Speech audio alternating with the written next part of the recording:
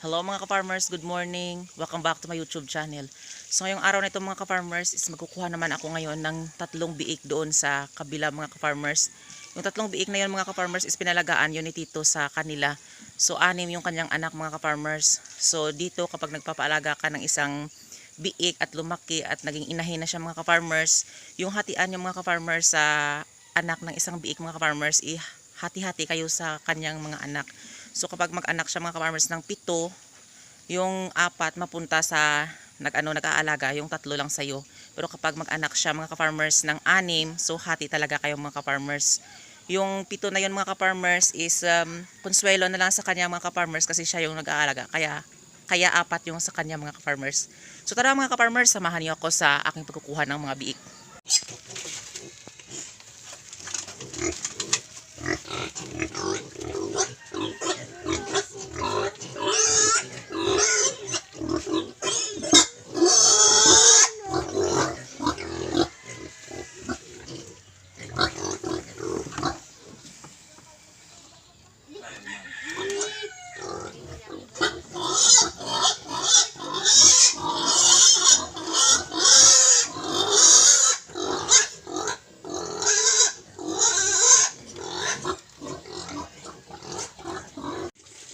So yan mga ka-farmers, nandito na sila, nalipat na sila. Nandun yan sa kabila, nalipat ko sila kasi madami na sila mga ka-farmers. So ayan na yung mga maliliit na yan. Yan yung 3 na yan. Sila yung bago kong kinuha kanina lang. So ayan, maliliit sila. Pero okay lang mga ka-farmers kasi lalaki din sila kapag tama lang yung pakain mo mga ka-farmers. At okay din kasi masigla sila. So ayan mga ka-farmers, madami na sila. Ayan.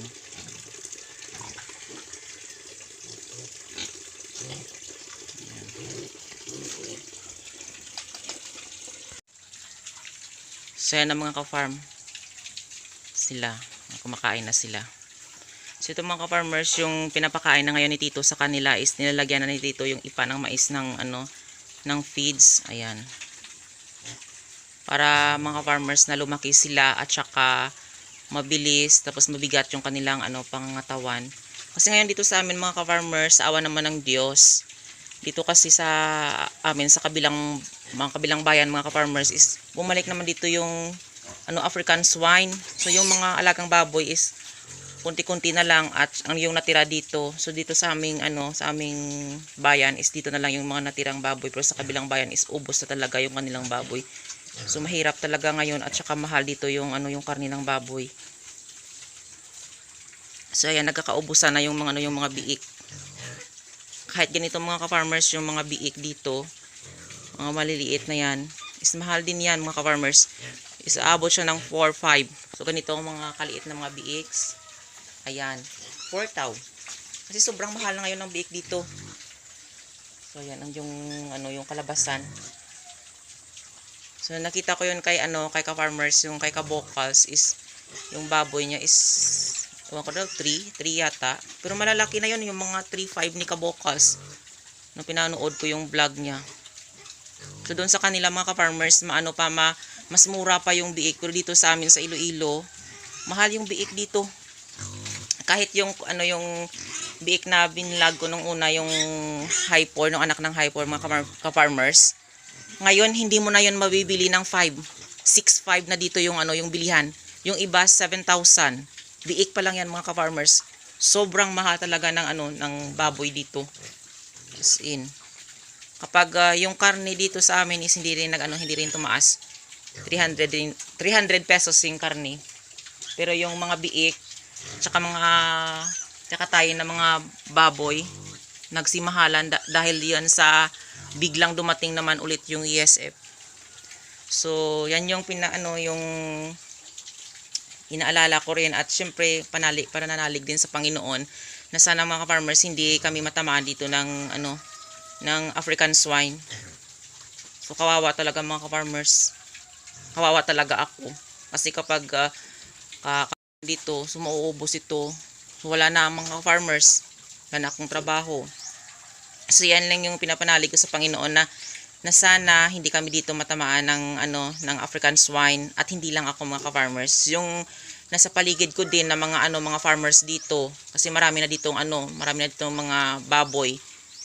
So sana hindi kami hindi namin maranasan ulit yung ESF na yun mga ka-farmers, kasi sobrang hirap talaga mga ka-farmers ng pinagdaanan. At nakikita ko minsan sa ibang vlog na yung pinagdaanan ng isang farmers na naubos lahat ng kanyang mga alagang baboy mga ka-farmers. Sobra-sobra talaga yung lungkot, at makikita mo talaga yung hirap niya, at saka yung minsan yung iba inuutang pa yung yung puhunan. So kawawa yung mga farmers dito sa atin. So yan lang talaga yung pinapanalig ko sa Panginoon, na sana yung mga alagang baboy dito na natira mga ka-farmers is hindi namin maranasan yun ulit, yung ESF. Yan lang yung pinapanalangin ko sa Panginoon. Ayan. So maraming salamat sa walang sawang pagsusupport at panonood nyo sa aking YouTube channel. And don't forget to like, share, and subscribe to my YouTube channel. Happy farming mga ka-farmers!